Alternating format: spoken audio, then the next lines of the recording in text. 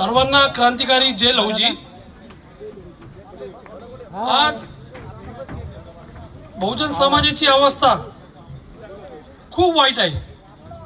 त्यातल्या त्यामध्ये दलित समाज, हा दलित समाजामध्ये जर आपली घरची परिस्थिती पाहिली, घरच्या परिस्थितीमध्ये आपला जर एखादा मुलगा असेल, म्हणजे मी बेसिक गोष्टी बोलतो, जास्त भाषण करणार आहे, बेसिक गोष्टी बोलतो, तुम्हाला पटकन कळ। आपला पोरगा महानगरपालिकेच्या शाळेत शिकतो, जिल्हा परिषदेच्या शाळेत शिकतो, पण आज आपला पोरगा जी दुनिया चाललेली आहे IT क्षेत्राकडे, ती आपली पोरं त्यांची बराबरी करू शकत नाही। मी पूर्वी आपल्या भागामध्ये झोपडपट्ट्यामध्ये आता पण अवस्था बघितली की आपल्या मुलांना इंग्लिश वाचता येत नाही, 10वी 12वी झालेली पोरं पण त्यांना मराठी वाचता येत नाही, ही आपली अवस्था आहे। म्हणजे एखाद्या शाळेमध्ये झोपडपट्टीमधला पोरगा, एखाद्या शाळेमध्ये समजा 500 पोरं एखाद्या महानगरपालिकेची शाळेत टाकली, त्यापैकी 7वी पर्यंत किती पोरं पास होतात? 500 पैकी 200 पोरं नापास होतात, 300 पोरं पास होतात। 300 पोरांनी 8वी मध्ये प्रवेश केला तर 8वी मधली पोरं 10वी पर्यंत येतात, 10वी किती पोरं पास होतात?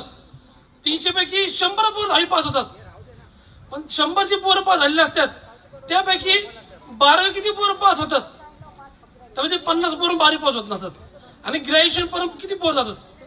ग्रॅज्युएशन पर्यंत 10-12 पोरं जातात। म्हणजे 500 पोरं जी विद्यार्थी टाकलेली असतात महानगरपालिकेच्या शाळेमध्ये, ती 15वी पर्यंत येईपर्यंत ते 10-12 पोरं उडतात आणि ते पण बेरोजगार बनतात।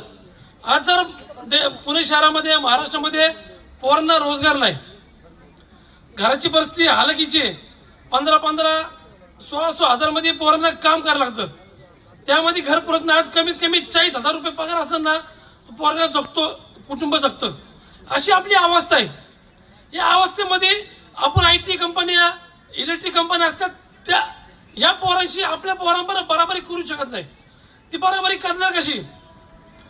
माझं म्हणणं की आपल्या पोरांना आपण 10वी करता, आपल्या पोरं 8वी 9वी 10वी तर गेली, त्या पोरांना कुठेतरी गॅरेजमध्ये कामाला लावलं पाहिजे, कुठेतरी टेलरच्या इथं कामाला लावलं पाहिजे, म्हणजे काही ना काही करा दिली पाहिजे।